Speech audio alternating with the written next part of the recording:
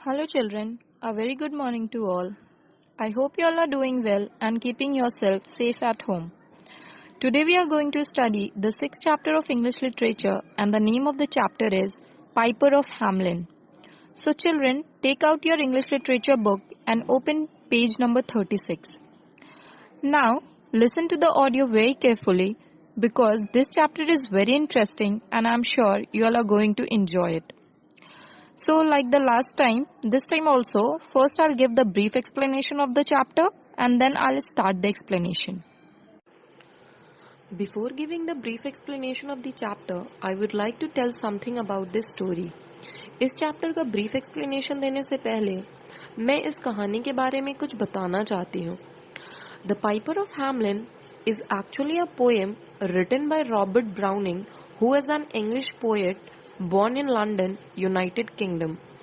ये जो कहानी है पाइपर ऑफ हैमलिन वो एक्चुअल में एक कविता है जिसे रॉबर्ट ब्राउनिंग नामक कवि ने लिखा था. रॉबर्ट ब्राउनिंग जो है वो एक इंग्लिश कवि थे जिनका जन्म लंदन यूनाइटेड किंगडम में हुआ था. This poem is simply translated into a short story in order to make it interesting for the children. और इस कविता को एक कहानी में ट्रांसलेट किया गया है ताकि बच्चे इसे बहुत ही अच्छे से समझ सके और इसे एंजॉय कर सके. So, this story is mainly about a very beautiful town named Hamelin, where people lived in peace and harmony for years. ये जो कहानी है वो एक बहुत ही खूबसूरत शहर के बारे में है और उस शहर का नाम था हैमलिन. हैमलिन शहर में लोग बहुत ही सुख और शांति से रह रहे थे. However, one day almost everything in Hamelin changed. लेकिन एक दिन हैमलिन शहर में सब कुछ बदल गया. What happened one day that hundred of rats attacked the town. एक दिन क्या हुआ कि बहुत सारे चूहों ने उस शहर में हमला कर दिया. The rats were so big and dangerous that even the cats could not do anything. वो जो चूहे थे वो इतने बड़े और इतने खतरनाक थे कि बिल्लियां भी उनका कुछ नहीं कर पा रही थी. Generally what happens that cats kill the rats and eat them. Generally क्या होता है कि बिल्लियां चूहों को मारकर खा जाती हैं. But it was totally opposite in the chapter. लेकिन इस कहानी में बिल्कुल ही उल्टा था. The rats used to fight the dogs and kill the cats. वो जो चूहे थे वो कुत्तों से लड़ भिड़ते थे और बिल्लियों को मार देते थे. So because of that, the people became very afraid of these rats. और इसी वजह से शहर के सारे लोग उन चूहों से बहुत डरने लग गए थे. So in this chapter, we will read how a Pied Piper, also known as rat catcher, came to rescue the town. तो हम लोग इस कहानी में पढ़ेंगे कि कैसे एक पाइड पाइपर जिसे रैट कैचर के नाम से भी जाना जाता है उसने आकर उस शहर को बचा लिया. And also how not only the rats but also the children of the town got disappeared for ever. और ये भी जानेंगे कि कैसे उस पाइड पाइपर ने उस शहर से सारे चूहों को गायब कर दिया और सिर्फ चूहों को ही नहीं उस शहर से सारे बच्चों को भी हमेशा के लिए गायब कर दिया. How did that happen? ऐसा कैसे हुआ? So, let's read the chapter to find out. The story begins like this. Hamelin is a beautiful town on the bank of the river Weser in Germany.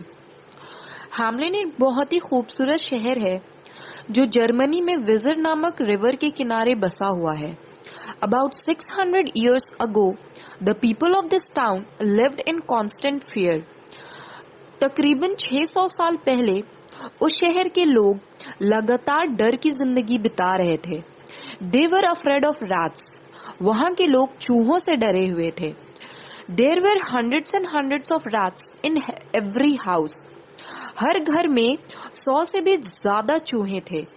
These rats were so big that they used to fight the dogs and kill the cats. वो जो चूहे थे वो इतने बड़े और इतने खतरनाक थे कि वो कुत्तों से लड़ भिड़ते थे और बिल्लियों को जान से मार देते थे. The people were tired and wanted to get rid of them. वहां के लोग उन चूहों से परेशान हो चुके थे और वो अपनी जान छुड़वाना चाहते थे उन चूहों से, उन्हें दूर भगाना चाहते थे. One day, the people of the town went to the town hall to talk to the mayor. एक दिन शहर के लोग टाउन हॉल गए शहर के मेयर से बात करने के लिए. Mayor means a head of the town. Mayor का मतलब होता है शहर का मुखिया. The mayor heard their complaint and assured them to do something. Mayor जो थे उन्होंने लोगों की शिकायतें सुनी और उन्हें यकीन दिलाया कि वो इस परेशानी का कोई ना कोई हल जरूर निकालेंगे. The mayor held a meeting of his officers. Mayor ने अपने सारे अधिकारियों को बुलाया और एक मीटिंग रखी. While he was in meeting, a tall man wearing a long coat came to the mayor and said, meeting चल ही रही थी कि एक लंबा सा आदमी जिसने लंबा सा कोट पहना हुआ था वो मेयर के पास आया और उसने मेयर से कहा, I can get rid your town of all the rats if you give me 1000 gold coins. मैं आपके शहर को सारे चूहों से आजादी दिलवा दूंगा. मैं इन सारे चूहों को दूर ले जाऊंगा अगर आप मुझे इस काम के बदले में 1000 सोने का सिक्का देंगे. So children, can you all guess who was that tall man? Yes, you all guessed it right. That tall man was a pied piper. And do you all know what was special about that pied piper? क्या आप लोगों को पता है कि उस pied Piper के बारे में क्या स्पेशल बात थी? The Pied Piper used to play tunes on his pipe, and those tunes had magical charm that led creatures to follow him whenever he wanted. और वो जो पाइड पाइपर था वो अपने पाइप से धुन बजाया करता था और उस धुन में ऐसा मैजिक हुआ करता था कि पाइड पाइपर जब भी चाहे जिसे भी चाहे वो इंसान या वो चीज उस पाइड पाइपर को फॉलो करना शुरू कर देती थी. So after hearing the pied piper the mayor agreed to give him 1000 gold coins. Pied piper की बात सुनने के बाद मेयर पाइड पाइपर को 1000 सोने का सिक्का देने के लिए तैयार हो गए. At once, the tall man came out of the hall and stepped into the street. और जब मेयर पाइड पाइपर की बात मान गए तो पाइड पाइपर मीटिंग हॉल से निकला और शहर की सड़कों पर आ पहुंचा. He took out his pipe and began to play a tune. Pied Piper ने अपना पाइप निकाला और उस पाइप से एक धुन बजाना शुरू किया. Hearing the tune, the rats rushed out of the houses and followed the piper. चूहों ने जैसे ही वो धुन सुनी वैसे ही वो सारे अपने अपने घरों से निकल गए और पाइपर के पीछे पीछे चलने लग गए. The piper reached a river and the rats dived into the river and got drowned. वो पाइपर धुन बजाता हुआ एक नदी के किनारे पहुंचा और वो सारे चूहे जो पाइपर के पीछे पीछे नदी के किनारे पहुंचे थे वो सब नदी में कूद गए और नदी में डूब गए. The people were so happy that they began to dance. शहर के लोगों को जैसे पता चला कि वो सारे चूहे नदी में कूदकर डूब गए हैं वो सारे खुशी के मारे नाचने लग गए. The next day, the piper met the mayor and requested him to give him his 1000 gold coins.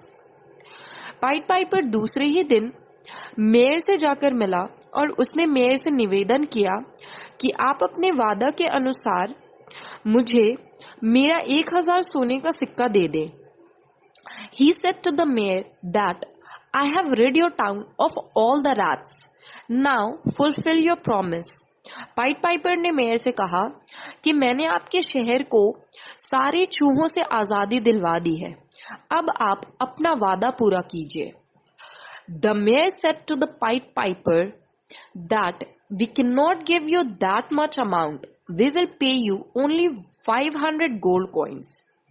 Mayor ने पाइड पाइपर से कहा कि हम लोग तुम्हें इतना ज्यादा पैसा नहीं दे सकते हैं. हम लोग तुम्हें इस काम के लिए सिर्फ 500 सोने का सिक्का ही देंगे. The piper became furious and came out. Piper ने जैसे ही मेयर की ये बात सुनी उसे बहुत ज्यादा गुस्सा आ गया और वो हॉल से बाहर निकल गया. He put the pipe on his lips and came into the street. Pied Piper ने अपना पाइप दोबारा से निकाला और अपने पाइप को अपने होठों पर रखकर शहर की सड़कों पर जा पहुंचा। The tune that he played this time drew the children from their homes. और इस बार पाइट पाइपर ने जो धुन बजाई, उस धुन को सुनकर शहर के सारे बच्चे अपने अपने घरों से निकल गए। They followed him and reached a mountain. शहर के सारे बच्चे पाइट पाइपर का पीछा करते करते एक पहाड़ पे जा पहुंचे। The piper entered a cave. Point Piper एक गुफा के अंदर चला गया। The children also walked in. सारे बच्चे पाइट पाइपर के पीछे पीछे उस गुफा के अंदर चले गए। All of the sudden, the door closed. और अचानक से उस गुफा का दरवाजा बंद हो गया। The parents of the children ran to the mayor and told him the incident. सारे बच्चों के माता पिता भागकर मेयर के पास गए और उन्हें ये घटना बताई। The mayor offered to pay as much gold coins as the piper wanted if he would bring the children back. Mayor ने ये ऐलान करवाया कि अगर पाइट पाइपर शहर के सारे बच्चों को वापस ले आता है तो इस काम के लिए पाइट पाइपर जितना भी सोने के सिक्के का मांग करेगा मेयर उसे देंगे। Alas, the piper was never seen again. लेकिन दुख की बात यह है कि वो पाइट पाइपर उस शहर में कभी दोबारा नहीं दिखा। So children, what moral do we get from this story? The moral of this story is that if we have promised somebody about something, we should always keep our promises and we should never betray anybody. हमें इस कहानी से ये सीख मिलती है कि अगर हमने किसी को किसी चीज के लिए वादा किया है तो हमें उस वादा को हमेशा पूरा करना चाहिए और कभी भी किसी को वादा करके धोखा नहीं देना चाहिए। And if you betray somebody you will definitely have to pay for it. और अगर तुम किसी को वादा करके धोखा देते हो तो तुम्हें उसका परिणाम भुगतना होगा और धोखे का परिणाम हमेशा बहुत बुरा होता है। At last, I would like to ask everyone to read this story. And if you find any difficulty in any line or in any word, you simply mark it with the pencil and we will clear it once the school reopens. Thank you, children.